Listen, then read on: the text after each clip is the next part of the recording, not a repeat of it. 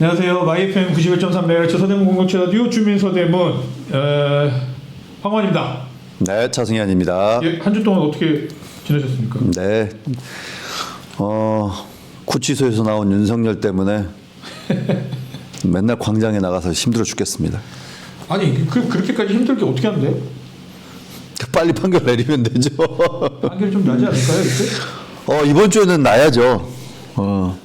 이게 지금 답은 정해져 있는 것 같은데 헌재가 뭐 여러 가지 사정을 생각하겠지만 이게 되게 웃긴 게 진영이라고 할까요? 네. 에 따라서 답이 정해져 있다는 얘기를 같이 해. 아니 그 사람들도 답은 정해져 있는 거 알 거예요. 화면으로. 아니라니까. 아이. 제가 몇 분 만나서 얘기를 해봤는데 그분도 또 다르게 생각하시더라고요. 그러니까 그분들은 그렇게 되기를 바라는 마음이 큰 거고 지금 답이 정해져 있다는 이유는 뭐 어쨌든 법전공이시니까 아실 거잖아요. 결국은 헌법재판소에서 판결문을 쓸 때 아니 지금 이 탄핵 국면 같은 경우에 뭐 내란과 이런 등등의 헌법 소호에 대한 의지에 대해서 확인을 하는 건데 여기에 대해서 지금 국회에서 요청한 대로 소추한 대로 탄핵 그러면은 뭐 거의 5가지 항목에 대한 여러 가지 뭐 이런 위반 부분이 보인다 이런 위반 부분이 보인다 이렇게 하고 파면을 결정한다 이러면 돼요. 그죠. 근데 그게 아닌 상태에서 지금 쟁점이 된 이 부분에 대해서는 이거는 탄핵 사유로 볼 만한 이유가 없다. 그러면 그 이유가 없다는 이유를 써야 될 거 아니에요. 그러니까 소위 말하는 소수 의견에 대한 소수 의견들이 이렇게 써야 되잖아요. 그러니까 소수 의견이 자기가 왜 이 논리를 펼치는 결론을 내렸는지에 대해서 논리를 펼쳐야 될 거잖아요. 그렇죠. 근데 그게 어려워요. 그게 그래서 우리 여기서 법 전공하신 분 이러시는 분들 아시겠지만 배워서 아시겠지만 저도 이제 들은 바에 따르면 이 판사들이 소수 의견으로 들어갈 때 진짜 큰 맘 먹고 들어간다고 합니다 이게. 그러니까 우리가 예전에 이제 행정수도 노무현 대통령 때 그거 할 때도 소위 말해서 우리가 세종시로 가려고 했잖아요. 네. 그런데 이거 이제 헌법재판을 걸었잖아요. 그런데 정말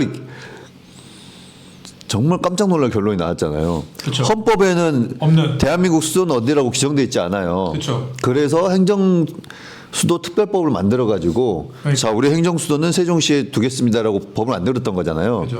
근데 이 법에 이제 위헌 심판을 받은 건데 근데 결론은 우리 헌법에는 수도가 명시되어 있지 않지만 우리는 뭐 이제 500년, 600년 시대부터 이런 관습 헌법. 아, 그러니까 정말 관습 헌법이라는 희한한 단어가 나오긴 했어요. 와 이게 전 세계에서 본 적 없는.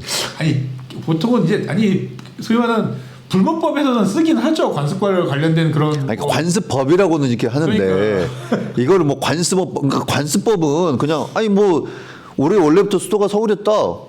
그러면은 관습법이니까 바꿀 수도 있잖아요. 그러니까. 그러니까 성문법으로 그러니까 불문이었으니까 이제 성문으로 이제 하면 되잖아요. 근데 여기에 관습 헌법 잃어버리니까 헌법 개정 사항이 돼버리는 거죠. 그렇게 되긴 하죠. 네. 그러니까 이런 정말 기상천외한 논리를 갖고 오지 않는 이상 이게 지금 이제 헌법을 공부하는 사람들이 보다 보면 늘 아니 이런 논리를 갖고 왔단 말이야? 라고 할 정도로 지금 그것도 2004년 정도니까 지금 한 20년이 지난 거잖아요. 20 넘게 넘었죠 이제. 그러니까 그 20년 동안 헌법을 공부한 사람들이 이 당시 진짜 헌법재판 정말 뭐 그런데 막 이렇게 얘기를 하잖아요. 비판하면서 공부를 할 수밖에 없어요. 만들었죠 그건 거의 그냥. 그러니까 용어를 만들어 버린 거잖아요. 그러니까. 수도를 그냥 그분들이 정한 거예요. 헌재에서. 근데 이런 기가 막힌 희한한 논리 갖고 오지 않는 이상 답은 정해져 있죠. 예를 들면 그분들이 할 수 있는 답은 딱 하나예요. 이건 통칭이다. 그 박근혜 씨 때보다 더 쉽긴 해요. 그러니까 이거 이제 그분들이 할 수 있는 논리는 네. 자 이건 통칭이다라고 할 수밖에 없어요. 그렇죠. 근데 이게 통칭이가 된다면은 대통령은 자기 마음에 안 들면 무조건 비상계엄 때릴 수도 있는 거고. 이게 웃긴 게 하면 우리 서대문구하고도 비슷한 건데 그때 몇 번 말한 것 같은데 서대문구도 그렇고 여기도 그렇고 전단만 얘기해요. 후단을 얘기를 안 해. 예를 들면은 우리 전단 같은 경우가 이게 뭐냐면은 통칭이다. 계엄령은 할 수 있죠. 당연히 대통령이. 뭐 통칭이라는 게 사실 뭐가 있는 것도 아니잖아요. 뭐가 법적인 게 아니라 이론이잖아요. 그냥. 근데 할 수 있는데 그 계엄령을 하기 위해서는 헌법과 법에 따라서 절차에 따라야 된다라는 이야기를 꼭 빼먹더라고. 그러니까 통치행위 할 수 있다니까 할 수 없는 걸 누가 부정하는 게 아니에요. 근데 헌법과 적법한 절차에 따라서 했냐 안 했냐가 핵심인 거고 사실은 뭐 다 지문이 나오고 있는 건 맞잖아요. 적법하지 않은 절차에 따라서 제대로 된 절차를 그러니까 이제 받았다는 거기 때문에 소위 말하는 말씀하신 대로 통치행위라고 하는 거는 이제 법에 없는 그렇죠. 혹은 절차적 미비한 상태에서 그렇죠. 네. 통치자가 소위 고도의 그치. 고뇌와 그치. 여러 가지 상황 등을 정보가 이제 국민들은 한계가 있으니까 그게 대표적인 북방 외교였죠. 노태우 때. 그것도 있고 계속 오늘은 노무현 대통령을 소환을 많이 하는데 노무현 전 대통령 당시 이라크 파병을 할 때 그렇지. 소위 말하는 이제 우리 헌법에는 그치. 우리는 이제 평화적인 뭐 이런 것들을 이제 지향하는 국가라고 되어 있지만 이거는 이제 전 세계 이제 이런 정세를 살펴봤을 때 우리가 이라크에 파병을 해야 된다. 근데 이거는 이제 소위 말하는 평화적인 뭐 군의 운영이나 뭐 이런 걸 봤을 때 우리는 소위 말하는 공격적인 군 운영이 아니잖아요. 방어적인 군 방어적인 그런 운영이기 때문에 우리가 소위 말하는 파병을 한다는 거는 적절하지 않다. 나는 그러니까 그거 그게 반헌법적이다라고 하면서 그 당시 이라크 파병 반대에 촉구를 했단 말이에요. 근데 이것도 제가 알기로는 헌법재판소를 간 걸로 아는데 그 당시에 이 부분에 대해서는 이제 고도의 뭐 이런 통치행위다. 뭐 이런 식으로 해서 이라크 통치행위라는 단어 자체가 나온 거는 노태우 대통령 때 그 북방외교였을 때 나왔나 뭐래가지고 하여간 통치행위란 뭔가 이게 뭐야 갑자기 통치행위랬는데 통치행위 뭐 아니 전 필요하다고 봐요. 동의하고 어느 정도는 통치행위라고 하는 개념이나 그런 거에 동의하는데 그러니까 통치가 만병 특효는 아니잖아요. 이게 이제 그래서 그렇기 때문에 이 통치행위가 이제 법적 미비 그치. 그런 게 없을 때에 그치. 뭐 아까 권해에 찬 결단을 내릴 수 있다고 하지만 하지만 러시아는 적성국연대 러시아하고 우리가 뭘 했어 그 당시에 소련이었군요. 돈을 빌려주는가 그랬어요. 뭘 했어 러시아였구나. 뭘 했어. 근데 수교하면서 이게 뭐 하면 안 돼 그 당시 분위기상은. 근데 그냥 한 거고 이건 뭐 통치행위고 사실은 그 덕을 보긴 봤죠 그 당시. 그러니까 몇 안 되는 노태우가 잘했던 것 중에 하나였고. 뭐 그런 식의 것들은 동의하죠. 사실은 뭐 가능하다고 보는데 근데 뭐 계엄령은 법적 이게 다 정해져 있잖아요. 아니 그렇기 때문에 그러니까 제가 계속 말하는 거는 통치행위는 정말 법적인 그런 이제 어떤 결정을 내릴 때 미비된 상태. 그치. 근데 이제 계엄이라고 하는 거는 우리나라가 몇 번 겪었잖아요. 그죠. 그리고 이거는 전 세계적으로도 뭐 마샬법이라고 해가지고 계엄 관련된 거는 통치에 있어서 권력인 거잖아요. 이거를 마음대로 휘두른다는 건 즉 국민들의 자유를 제한하는 거기 때문에 이거는 정말 더 엄격한 절차와 제한이 있어요. 그렇죠. 이거는 어떤 요건 사항이 있고 어떻게 행사해야 된다는 게 있고. 그렇죠. 근데 이거를 지키지 않았다는 것은 소위 말하는 문제가 있는 거고 여기서 이제 내란까지 가는 거는 그냥 계엄만 선포한 게 아니고 소위 말하는 국가 헌법 기관에 대해서 그 공권력을 이용해서 침탈한 거잖아요. 선관위에 군인을 보내고 그러니까. 국회를 봉쇄하고 뭐 이런 일련의 과정들이 소위 말하는 통치행위로 벌법한 계엄의 어떤 요건을 벗어나서 이건 내란, 친위 쿠데타까지 갔다고 하는 것이 지금 지금 이 사태의 핵심적인 요지인 거잖아요. 그리고 뭐 결정적으로 제가 보기에는 뭐 뭘까요? 거기까지 보지도 않아요. 내란이냐 아니냐는 형사재판에서 보는 거지. 아 그럼요. 헌법재판에서는 그런 거 안 봅니다. 착각하시는 것 같던데 뭐 이게 내란이냐 아니냐 보지도 않습니다. 그냥 약간 계엄령 선포가 법적 혹은 헌법 위반 사항이 있냐 없냐 이것만 볼 겁니다. 제가. 아니 그리고 제일 중요한 거는 헌법기관을 침탈한 거잖아요. 그렇죠. 권한 없이. 그게 큰 거죠. 네. 계엄이라 하더라도 국회를 봉쇄할 수 없거든요. 그리고 선관위를 무슨 권한으로 가서 침탈하고 너무 그래요. 쉽게 얘기를 해요. 그러니까 선관위가 잘못한 건 많아요. 예를 들면은 있을 수도 있죠. 예를 들면은 뭐 자녀들을 취업시켰다랄지 뭐 그런 어쨌든 뭐 세습 취업이라나요? 뭐 이런 거 한번 잘못한 거 많습니다. 세습 채용. 네. 그런 거 잘못했다고 다 인정할 수 있을 겁니다. 근데 그렇다고 해서 아니 그것도 되나? 그것도 대한민국 법치국가라고 그렇게 부르짖으신 분이 그러니까. 법적으로 그걸 처리하면 되죠. 네. 근데 이제서야 그리고 나서는 법적으로 거부권이나 거부권도 뭐 법적 절차니까 마음대로 행사하잖아요. 행사하고 좀 뭐 그거 가지고 사실은 뭐 기분 나쁘지만 누가 또 뭐라고 하겠습니까? 자기가 가지고 있는 권한이니까 몇 번 얘기하지만 권한이죠, 그 대통령. 그거 뭐 얘기할 수 없는 거고 동시에 뭐 예를 들면은 뭐 뭐 인권이나 권익이나 뭐 이런 데 임명하는 거 관련해서도 그렇게 해가지고 그런 사람들이 들어가지고 방통이나 이런 데 들어가서 엄청나게 형해되고 있는 걸 보지만 못하겠습니까? 임명권자인데 임명권자 임명한 건데 참는 거죠. 근데 마찬가지로 그러면은 이번에 이제 헌재에서 시원하게 얘기해 줬더라고요. 국회에서 탄핵 소추해버리는 건 국회 권한이다 이건. 그러니까 권한 대 권한이 막 부딪혔으면 계엄령을 할 게 아니라 정치를 하셔가지고 합의를 하셔야죠. 그리고 이제 소위 말하는 그 탄핵, 국회에서 한 탄핵에 있어서도 절차적 문제가 있다고 얘기를 하진 않잖아요. 그렇죠. 그러니까 그런 부분에 있어서 주탄핵 때문에 내가 탄핵을 할 수밖에 없었다는 뭐 계몽령 이야기를 하는 것도 그럴 거면 대통령을 하지 마시던가요. 그 나라를 하나 만드셨고 그냥 당에 뭐 당수가 돼가지고 그런 주장하는 거야 뭐 누가 말하게요. 예?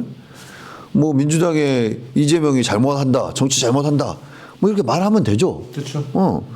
그리고 혹은 뭐 개혁신당의 이준석 뭐 잘못한 거 있으니까 구속시켜야 된다, 주장할 수 있죠. 그렇죠, 그렇죠. 그거는 대통령으로서도 할 수 있지만 그건 이제 대통령이 소위 말하는 그런 이제 정확한 정보 없이 말하는 거는 문제고 그런 이제 재판에 개입하는 건 문제이기 때문에 그렇죠. 대통령 자리를 내려놓고 한 명의 정치인으로서 주장하는 거 뭐가 문제예요? 어쨌든 네 이번 주면은 뭐 날 것 같습니다. 근데 저는 월요일 날 오늘 그래도 언제 선고한다고 발표 날짜 알았더니 오늘 또 안 나네요. 보통은 이틀 전에 발표잖아요. 그러니까 저는 원래 지금 수요일로 봤거든요. 저는 목요일 아니면 금요일을 봤기 때문에. 근데 금요일 날 하는 게 저는 더 안 좋다고 봐요. 그 다음날 모일까 봐 사람들이. 당연히 그때 모이죠. 그 다음날 금요일 날에도 모입니다. 이 상황이. 근데 평일이 이제 그 생각보다 쉽지 않아요. 예, 뭐 그런 것까지 판단을 하려나 안 하려나, 모르겠습니다. 예. 자, 한 주 동안 어떻게 지냈는지 얘기했고 앞으로 한 주 동안은 또 뭐 이렇게 뭐 주민서대문을 많이 안 보실 것 같은 분위기입니다만 그래도 소식을 전달해드릴 건 전달해드리는 거니까 첫 번째로는 저희가 몇 번 했었죠. 사회복지협의회 네. 회장 이국노 회장과 지금도 회장인가요? 네, 지금도 회장이에요. 회장으로 알고 있습니다. 네. 저 틀리면 안 되고 회장으로 알고 있습니다. 네. 확실하지 않아요. 자꾸 소송이 들어와가지고. 그러니까 저는 이제 제가 누구 직위에 대해서 크게 관심이 없어서 그러긴 하는데 뭐 여러 가지 논란에도 꽤 오래 자리를 하고 계신 것 같아서. 약간 했다가 다시 뽑혔다는 얘기도 있더라고요. 그러니까 이제 소위 말해서 그 공무원 기숙사 논란 관련해서는 그거는 뭐 저는 그냥 논란의 한 이제 그 주체이니까 그런다 치고 얘기를 다 안 끝났는데. 잠깐만요. 그러니까 제 사회복지협의회 관련해서 논란의 중심 주체니까 그렇다 치고, 근데 지금 이야기하려고 하는 이 부분에 있어서는 협의회 뭐 회장, 협의회하고 협의체는 다른 조직이더라고요. 뭐 협의회 회장이라고 하신 분이 복지시설 인 거잖아요. 그렇죠. 근데 여기에 대해서 이렇게 하는 거는 그 회장의 자격이 있는지는 전 잘 모르겠어요. 진짜 이해가 안 돼요. 어쨌든 고 윤경선 의원 그 구의원을 했었던 남편분이시죠. 그리고 남편분이기도 하죠. 이분하고 이국노 회장하고 그러니까 현 사회복지협의회 회장인 걸로 알려진 이국노 회장하고 정신장애인 자립시설 하고 이제 이 가지고 있는 주택에 정신장애인 자립시설이 반전세라고 하나요? 전세와 보증금을 내면서 아까 보증금과 그 월세를 내면서 지내고 있다가 이제 다른 데로 이사를 하려고 하고 있는데 여타의 이유를 들면서 이제 돈을 돌려주지 않아서 돈을 돌려달라 보증금을 돌려달라고 하는 소송이 이제 나왔던 것이고, 그래서 그 소송과 관련해서 이제 1심 판결이 이제서야 났습니다. 그 1심 판결이 나온 결과로는 이제 이거를 뭐라고 설명해? 일부 승소? 양쪽 다? 일부 패소? 일부 승소? 보시기에는 어떠신 것 같아요? 보셨잖아요, 판결문. 결론은 그거잖아요. 우리 보증금 돌려달라. 그죠? 그랬더니 이제 그 최동표 원장이 원고고 그쵸. 피고가 이국노 이제 회장인 거잖아요. 네. 그래서 원고가 피고에게 자 보증금 우리 2억 돌려주세요. 그랬더니 이제 건물주인 이국노 회장께서는 원래 이제 임차인이 나갈 때는 원상복구 해야 된다. 그게 있기 때문에 원상복구 비용을 제하고 주겠다라고 했고 판결은 이제 피고가 주장한 이제 원상복구 내역에 있어서 어떤 거는 인정하고 어떤 건 인정하지 않았죠. 그렇죠. 그래서 인정한 부분에 있어서 한 300만 원 정도였던가요? 네. 뭐 이 정도의 원상복구 비용을 제외한 금액을 이제 그 보증금을 네. 돌려줘라. 네. 뭐 이런 간단한 그렇죠. 결론이에요. 네. 근데 이제 이거를 언제까지 돌려주지 않으면은 그때부터는 몇 프로의 이자가 붙는다. 그러니까 이미 명도가 된 것은 작년도 5월 11일부터 이 주택은 명도가 된 것으로 보인다. 그렇기 때문에 주택을 뭐 인계가 됐다. 그렇지. 명도가 됐고 이렇게 받은 거다. 그러니까 집주인으로서 그동안 뭐 임대도 줄 수 있고 등등등 할 수 있었기 때문에 그때부터 3월 12일 날 3월 11일 날 그 판결이 났거든요. 3월 11일까지는 5%의 지연이자. 그리고 3월 12일부터는 12%의 지연이자를 1억 8,700만 원 가량의 비용에 대해서 주어라라고 1심 판결이 났죠. 그래서 3월 25일까지 이제 항소를 할 건가 말 건가 이제 이걸 좀 기다리고 있는 상황이다라고 봅니다. 근데 뭐 제가 보기에는 항소까지 하실 필요는 없을 것 같은데 그 내용이 그게 크게 달라질 것 같지 않더라고요. 그러니까 이걸 항소까지 하면 정말 이거는 뭔가 그냥 사감이 있는 듯. 그러니까 그리고 심지어 변호사 비용도 10% 그러니까 이게 최종표 그러니까 원고 쪽에서 10%만 부담하는 거고 90%는 여기서 자기가 부담해야 되는 거잖아요. 그런 정도면은 거의 졌다고 봐야 되는데 항소를 또 한다. 그러면은 근데 바뀔 게 있을까요? 그 보셨잖아요 판결문. 그러니까 저는 별로 바뀔 게 없어 보이더라고요. 뭐 그렇죠. 그린파킹 같은 경우도 뭐 그린파킹은 원상복구 대상에 제외된 것 같고 당연히 그건 제외될 수밖에 없죠. 그거는 제외되지 않으면 이상한 거죠. 몇 가지 등등등은 또 이제 인정한 것도 있고 뭐 이러는데 이게 금액이 또 엄청 큰 것도 아니고 그런 부분에서 서로가 그다음에 큰 돈이죠. 아니 뭐 그럴 수는 있죠 당연히. 그건 어떤 사람한테는 당연히 그렇게 말하면은 어느 금액은 크고 이러긴 한데.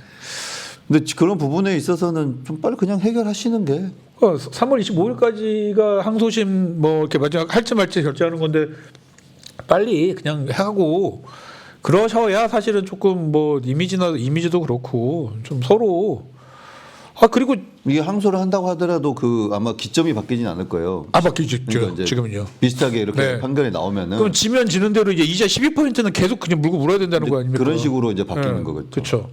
그러니까 더 인정받을 거는 제가 볼 때는 다 이겼거든요. 이국노 회장이 다 이겼고 딱 하나 그 그린파킹 사업만 그거는 이제 어쨌든 구청 사업이기 때문에 그거는 뭐 원상복구 대상이 아니다. 당시 토지 소유주가 동의됐고.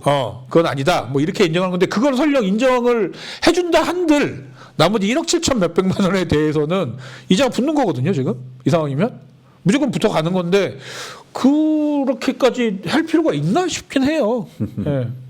그래서 뭐 제가 볼 때는 지금 그 비용을 또 만약에 안 주고 항소심을 또 건다 그러면은 또 한답니다. 그때는 뭐 변호사들만 돈 버는 거죠 뭐. 공무원 기숙사에다가 건답니다. 이제부터 가압류 걸 수 있거든요. 공무원 기숙사에다가 가압류를 뭐 걸겠죠. 가집행할 수 있고 막 그렇죠. 네. 그러면 이제 공무원 기숙사 제대로 경매로 떠내려갈 수도 있는 상황이 되고 있는 겁니다. 물론 뭐가 잡혀 있다 뭐 등등등해서 안전하다 하지만 지금 공무원 기숙사를 그렇게 법적 그거에 왔다 갔다 하게 불안하게 만드는 게 과연 맞는 걸까요? 저는 그렇게는 안 되게 판단 잘 하시겠죠. 잘 하셨으면 좋겠습니다. 진짜 부디. 이거는 뭐 하는 건지 모르겠어요. A 문제를 잘 푸는 것도 중요하고 여기에 파생되는 A 다시 문제까지 연결될 수 있기 때문에 이 문제가 파급력이 더 커져버리는 거잖아요. 그죠. 엮여버리면은. 네. 그렇기 때문에 그냥 A 선에서 딱 끝내시는 게. 그게 약간 이게 뭐랄까요? 이번에 2025년도 예산에서 원래는 이게 구매를 했어야 되는데 구청에서 뇌피셜입니다 이거는 구청에서 이렇게 구매를 했으면 샀으면 약간 이국노 회장의 약점이랄까요? 약간 이게 사라지는 거였는데 이게 팔리지 않음으로써 1심 판결이 나고 이러면서 이제 이국노 회장의 재산으로 돼 있는 현재는 공무원 기숙사 그 건물에 대해서 가압류를 걸 수가 있는 상황이 가압류를 걸 수 있다 그 말씀인 거잖아요. 그렇죠. 그렇게 돼 버렸습니다. 그래서 현명하게 해결을 했으면 좋겠다는 생각이 들어요. 더 해봐야 제가 볼 때는 이쪽은 이제 뭐 약간 금전적인 것 때문에 힘들 거고 여기는 어쨌든 이자를 계속해서 더 물어야 되는 상황이 오는 거기 때문에 그리고 이 상황에서 사실은 법원에서도 10%만 여기다 부담하고 90%를 여기서 부담하라고 그랬거든요. 그러니까 이국노 회장 쪽에서. 그러면은 변호사가 좋은 것도 이국노 회장 돈으로 변호사비도 물어야 되는 거잖아요. 10%만 여기 무는 거니까. 그러면 과연 누구한테 좋은 건가? 저는 잘 모르겠다. 라는 생각이 듭니다. 그래서 부디 현명하게 판단하시고 빨리빨리 정리하자 이 정도는. 그리고 중요한 건 지역에서의 어떤 지위를 갖고 역할을 하시는 분이라면은 무슨 지역사회 리더 역할인 거잖아요. 그러니까요. 그 리더답게 좀 품위 있게 그렇게 좀 마무리를 지으셨으면 좋겠다. 그러니까 저는 약간 더 화가 나는 게 뭐냐면 이런 거죠. 그러니까 원래대로라면 자기가 주장하는 게 다 크게 퉁쳐서 정확한 금액은 기억이 안 나니까 퉁쳐서 3천만 원어치를 예를 들면 원상복구를 해야 된다라고 하면 1억 7천만 원 돌려주셨어야죠. 1억 7천만 원 돌려주고 3천만 원 가지고 나 이 돈 가지고 이렇게 걸고 이렇게 여기서 티격태격 하다가 뭐 인정받는 돈만큼은 빼고 주고 뭐 이렇게 하면 되는 거였잖아요. 이걸 다 주고 있으면 안 되는 거지 사실은. 근데 이걸 다 쥐고 있었다는 것 자체가 저는 되게 약간 좀 뭐랄까요 그 세입자로 오래 살아본 입장에서 좀 너무한 거 아닌가 진짜 약간 이런 생각이 좀 들었습니다. 그렇게 쉽게 그런 보증금이 왔다 갔다 하진 않아요. 그렇게 합리적이지도 않고. 네, 그렇게 참 세상이 참 불합리하구나라는 생각을 했습니다. 자 결론 여기서 내리고요. 어쨌든 뭐 잘 해결이 되기를 바라면서 자 두 번째 소식으로 넘어가면.